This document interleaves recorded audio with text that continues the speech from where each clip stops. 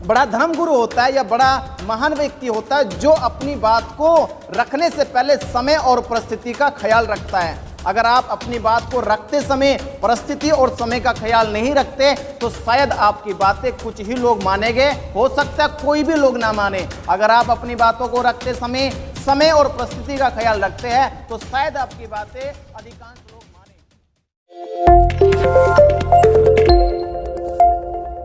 देखिए, किसी भी विचार को समाज में प्रसारित करने के लिए 3 तरह से लोग अपने विचारों को समाज में प्रसारित करते हैं। पहला विचार होता है जिसको हम सैद्धांतिक विचार कहते हैं। जो सैद्धांतिक विचार होता है उसको थोड़ा समझ ले। सैद्धांतिक विचार का मतलब होता है जो विचार किताबों में, साहित्यों में, पुराणों में या ग्रंथों में अंकित होते हैं, जिसका इतिहास 100 साल, 500 साल, 2000 साल या 5000 साल पुराना होता है। ये यूँ कह सकते हैं कि जिन विचारों का वर्तमान से कोई संबंध नहीं होता है।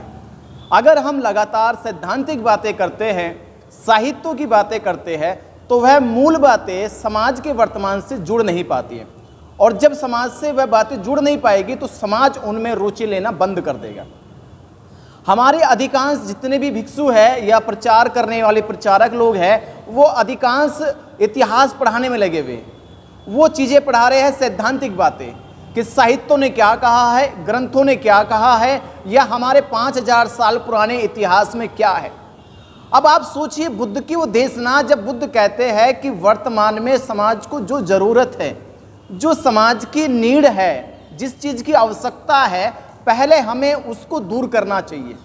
जैसे उदाहरण तौर पे एक बार बुद्ध के पास एक व्यक्ति आता है, वो दूर से चल के आया, शरीर से थक चुका था, मन से उदास था, शरीर उसके थकान के कारण कांप रहा था। बुद्ध की देशना में आके बैठ जाता है। बुद्ध उसको उठाते और कहते हैं एक भिक्षु से कि जाओ इसको अलग लेकर जाइए। वह व्यक्ति बुद्ध से सवाल करता है कि हे शास्ता, मैं आपकी देशना सुनने आया हूँ, मुझे देशना में बैठने दीजिए। बुद्ध कहते हैं आप अब की देशना ना सुने, शाम की देशना सुन लीजिए। उस व्यक्ति को भिक्षु लेकर जाते हैं और बुद्ध कहते हैं कि आप इनको पहले स्नान कराओ, फिर खाना खिलाओ, फिर इनको आराम कराओ, और शाम को जब देशना होगी तब इनको देशना में लेकर आओ। शाम के समय जब वह व्यक्ति आता है और बुद्ध से कारण पूछता है कि आपने मुझे दोपहर के समय देशना में क्यों बैठने नहीं दिया, तो बुद्ध कहते हैं कि मैंने देखा आपके अंदर पहली ज़रूरत थी स्नान करने की, आप काफ़ी दूर से चलकर आए, जिसके कारण आपके शरीर में थकान हो रही थी, तो मुझे लगा कि आपको पहले ज़रूरत है कि आपको स्नान कराया जाए। दूसरे मुझे लगी कि आपको भूख भी लगी है तो आपको भोजन होना चाहिए, और तीसरी कमी मुझे लगी कि आपको आराम की सख्त ज़रूरत है, कि मेरी देशना सुनते समय तुम्हारा मन, तुम्हारी काया और तुम्हारा होश संतुलन में नहीं था, इसलिए मैंने उस समय जो आपको ज़रूरत थी वो देने का काम किया। अब आप आराम से देशना सुन सकते हैं। बुद्ध ने ये बात इसलिए कही क्योंकि उसकी ज़रूरत जो पहली है आपको उस पर बोलना चाहिए। तो इसलिए सैद्धांतिक बातें केवल कैडराइज होती हैं, केवल वो बातें कुछ लोगों के बीच में बोली जा सकती हैं, पर आप जिस समाज में बोलते हो, जिस सार्वजनिक मंच पर बोलते हो, वह मंच पब्लिक का मंच है, और उस मंच पर बातें बोलनी चाहिए व्यवहारिक, जो उनके दैनिक दिनचर्या की बातें होती है, जो उनके रूटीन की बातें होती है, जिस बातों से, जिन विचारों से वो रोजाना जीता है, जिसमें वो रहता है, आप उसकी ज़रूरत पे बोलिए। हर आदमी आपकी बातों को स्वीकार करेगा, हर आदमी आपकी बातों को कैच करेगा और समझेगा, उसे रियलाइज करेगा, उसमें जिएगा कि हाँ, जो बातें बोली गई है वो मेरे जीवन की बोली गई है। हर आदमी हर बात के अंदर अपना व्यक्तित्व देख लेता है जब बातें आप समय के हिसाब से बोलोगे, परिस्थितियों पर बोलोगे।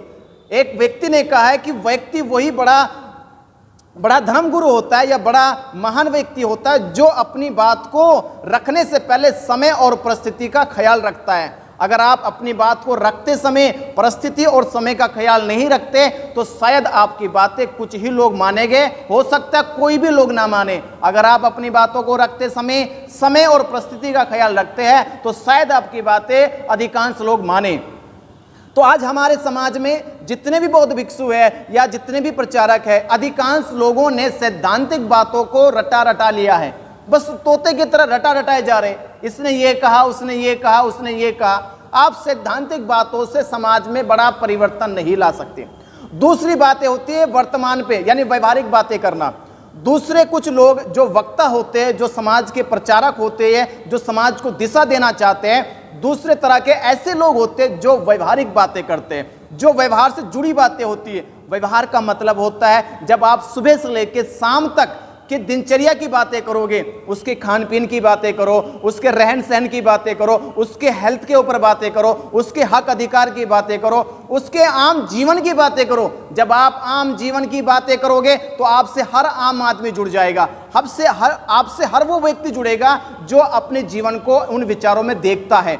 तो दूसरी तरीके की बातें होती है व्यवहारिक। अगर आप व्यवहारिक बातों पे जोर देना शुरू कर देंगे, मैं निश्चित तौर पे आपसे कह रहा हूं कि आप एक बहुत बड़े धर्मगुरु बन सकते हैं, अपनी बातों का प्रभाव समाज पे छोड़ सकते हैं और समाज आपकी ओर बढ़ना शुरू कर देगा।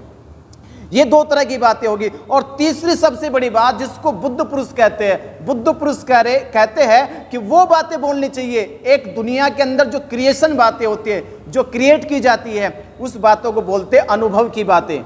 यानी वो बातें अधिक प्रभावशाली होती है या अधिक लंबे समय तक चलती है या अधिक लोगों के साथ जुड़ जाती है जिस बात में अनुभव होता है, एक एक्सपीरियंस होता है, एक तजुर्बा होता है। अगर आप अपने तजुर्बे को बोलते हैं, अपने अनुभव को बोलते हैं, तो शायद वो बातें पूरे मानव समाज के लिए एक प्रेरणा स्रोत बन जाएगी, एक प्रेरणा का माध्यम बन जाएगी। इसलिए मैं आपसे कह रहा हूं, इन तीन बातों में सैद्धांतिक बातें कम बोलना शुरू कर दे, व्यवहारिक बातें ज्यादा बोले और अनुभव की बातें बोले। जिस दिन बौद्ध भिक्षुओं ने व्यवहारिक बातें और अनुभव की बातें बोलना शुरू कर दी और साहित्यों से बाहर निकलकर, ग्रंथों से बाहर निकलकर मनुष्य के आम जीवन की बातें बोलना शुरू कर दी, उस दिन ये बैलगाड़ी से चलने वाला धम बुलेट ट्रेन की रफ्तार से चलेगा।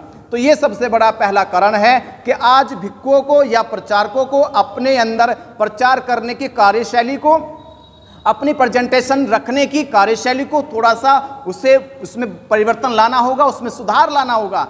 और अपने बातों को बोलते समय एक चीज का ध्यान धरें कि जो आप बोलते हैं वो आपके व्यवहार में झलकना चाहिए। अगर आपकी बातें आपके व्यवहार से मेल नहीं खा रही तो आपकी बातें समाज पे प्रभाव नहीं छोड़ पाएगी। इसलिए अपनी बातों का प्रभाव समाज पे छोड़ने के लिए जो बातें बोली जाती है वो बातें आपके आचरण में भी आनी चाहिए। अगर आपके आचरण से आपके द्वारा बोली गई बातें मेल नहीं खाएगी तो समाज आपको निगलेक्ट कर देगा, समाज आपको इग्नोर कर देगा। इसलिए मैं कह रहा हूं, अगर धम्म को बढ़ाना है तो सबसे बड़ी सुधार परिवर्तन की जरूरत है कि भिक्षु अपने अंदर या प्रचारक अपने अंदर वह व्यवहारिक बातों पे ज्यादा जोर दे, अनुभव की बातों पे ज्यादा जोर दे।